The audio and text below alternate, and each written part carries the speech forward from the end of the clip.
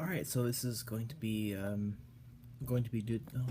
discussing Immanuel Kant's groundwork of the metaphysics of morals.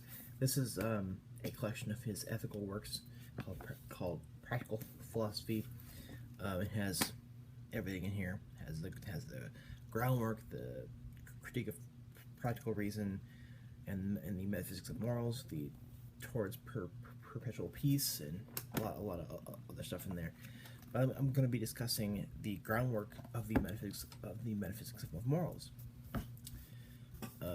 So, in the preface, he discusses how, and this is, I'm going to sort of do the preface in the first section in this video, and sort of we're going to get an idea of what we're after here, and we're also going to discuss what is the categorical imperative. A few years ago, I did some videos on that, and I tried to do this experiment where I was going to try to live by the categorical imperative. Yeah, that was kind of fun. I mean, I don't think I really updated anybody on it, but it was fun. It was fun to do. So in the preface, he says that the ancient Greek philosophy was divided into three sciences: physics, ethics, and logic. It says that we only need to add principle, as we really can't improve on that. And principle is to ensure completeness in your philosophy. And principle, or first philosophy, or a supreme first principle is in modern or 19th century philosophy. That's where you build upon. You have this a priori first principle, or first philosophy, or what he calls pure philosophy here, is what you build upon everything else on. And all natural cognition is either material, concerned with some object, or formal, or I'd say form of understanding or reason itself, and that's kind of a essentialism or a hylomorphism.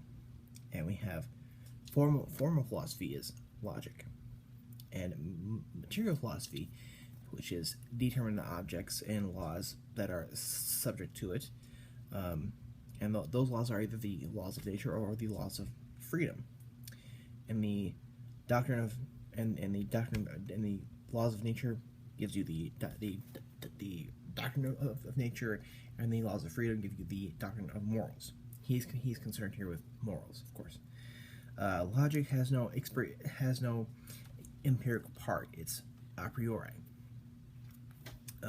Natural and moral philosophy do have a empirical part, and he has this idea of pure philosophy.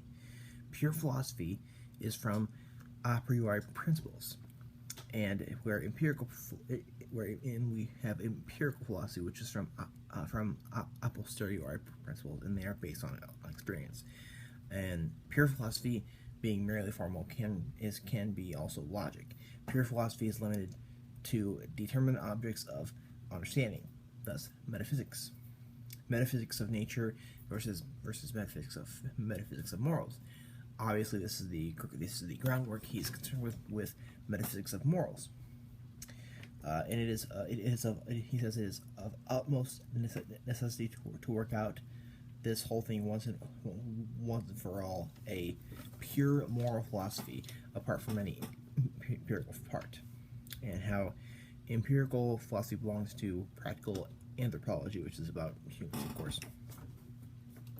and law is to carry it out to its utmost necessity. And as the metaphysics of morals, it's absolutely necessary due to investigate the source of basic practical principles. So a moral good. What is a moral good? This is very, very important in this first section that we're going to be going to. The moral good is done for the sake of the law, and it's a intrinsic good rather than a instrumental one. The groundwork is to establish a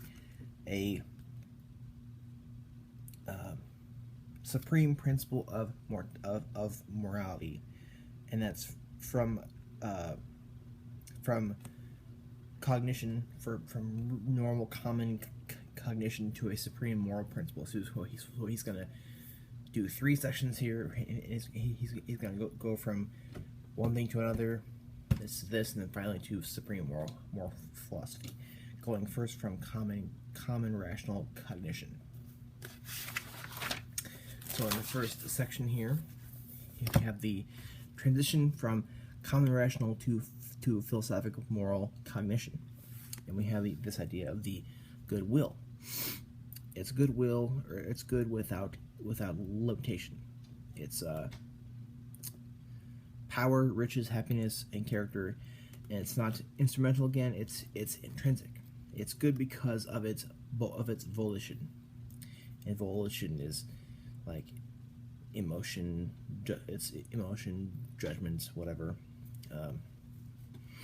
And in a natural constitution of a organized being, it's the natural end of it's the natural end of preservation that we're seeking out here. There's no other instrument for some end.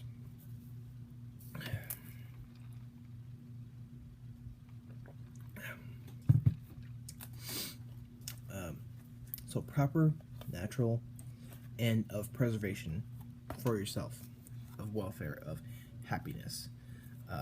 This whole idea of the good here, it's for a intrinsic thing, it's for itself and not really for anything else.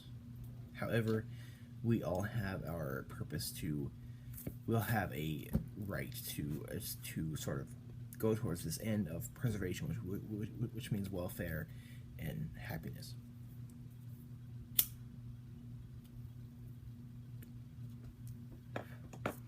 So, we use according to him, we use the vocation of reason to produce a will that is good, and not as a means, but as a end. And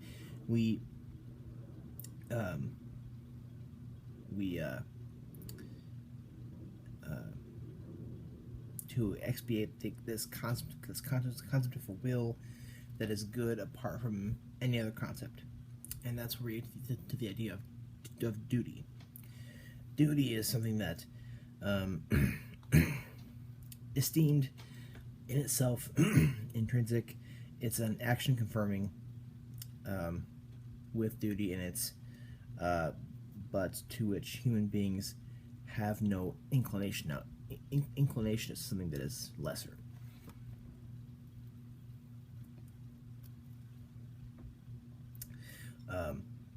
But they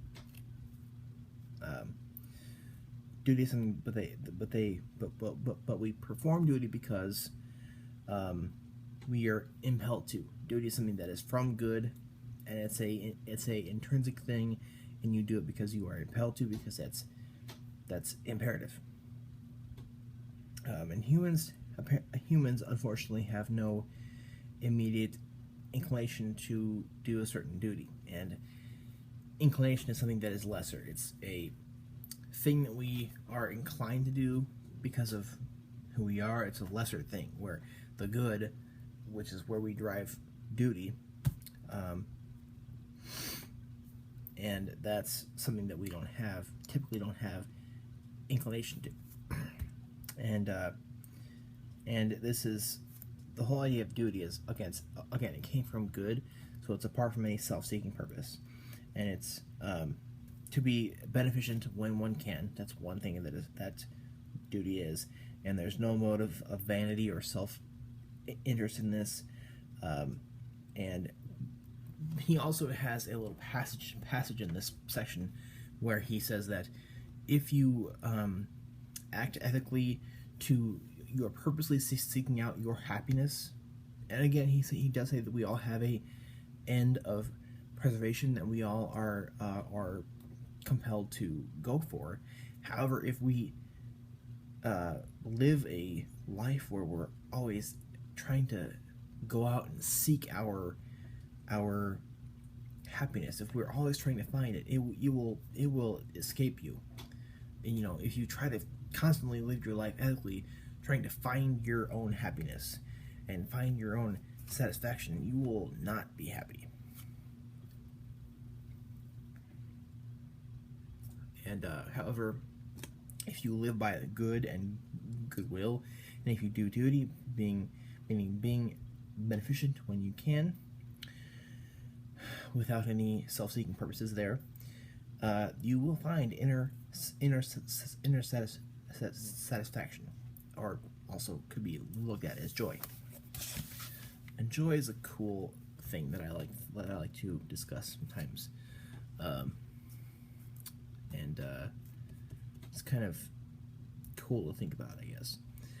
We have this idea of the intrinsic duty, where it's beneficent from duty and not inclination. Now, I want to think about this word for a second here.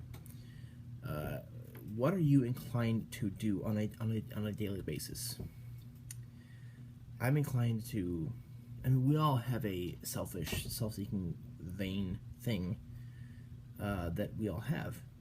I am vain in that I want to do nothing all day. I want to smoke cigarettes all the time, which is bad, I know, but I want to. I don't want to go to work, and yet I want money anyway. You know, it's that kind of thing.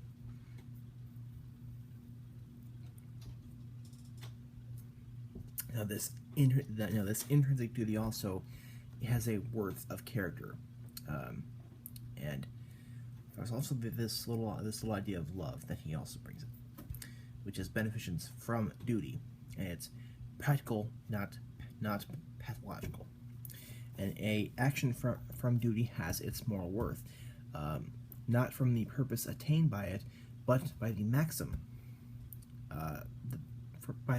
that is in accordance with which it is decided upon, and it depends on the principle of volition. And where does moral worth lie in actions? Moral worth lies in the action and of the principle of the will itself, without regard to ends that can be brought about. So that's against a consequentialist format here, and where the will stands between its a priori principle and its a posteriori principle and its a posteriori incentive.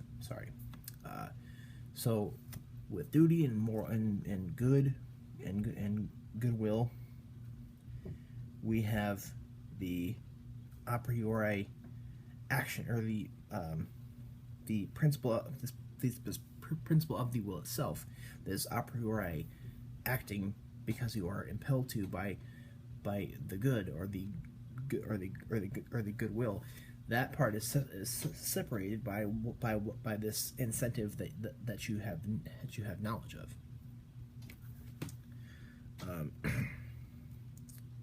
Duty is the necessity of an action for respect for the law, and for a object or the effect of my proposed action. I can have inclination but never respect, and also cannot have respect for inclination. Of course not. Inclination can, be of many things, many of them being instrumental based upon what results can be brought. Action from duty is to put aside entirely the influence of inclination and every object of the will. Nothing can determine will except for objectively the law, and subjectively pure respect for practical law. And moral worth of an action lies in representation of law in itself, and can only occur in its natural being. Moral worth of an action, law that determines the will, and that's the representation of the will does so. Representation of the will does so. And what kind of law can that be? The will to be called good absolutely without limitation. And we get here the first of the categorical imperative, universal law, or a maxim. And a maxim is a subjective principle of volition. The first one: I ought never act except in such a way that I could also will that my maxim should become a universal law. That means you make promise, you keep it. You don't tell false truths. And that's based on duty and not instrumental reasons. And it says, can you will that your maxim be universal law? That's a very high stake. It's a very high thing to say. I mean, sometimes we would call Kant a deontological ethicist. I personally would kind of separate him, even though deontology is the ethical theory where is the ethical theory of duty, of course. So he does have that, wherein you obey obey these moral rules or these moral wills, or these moral laws, because they have been identified as being morally good or morally right. And they are objective and they are realist.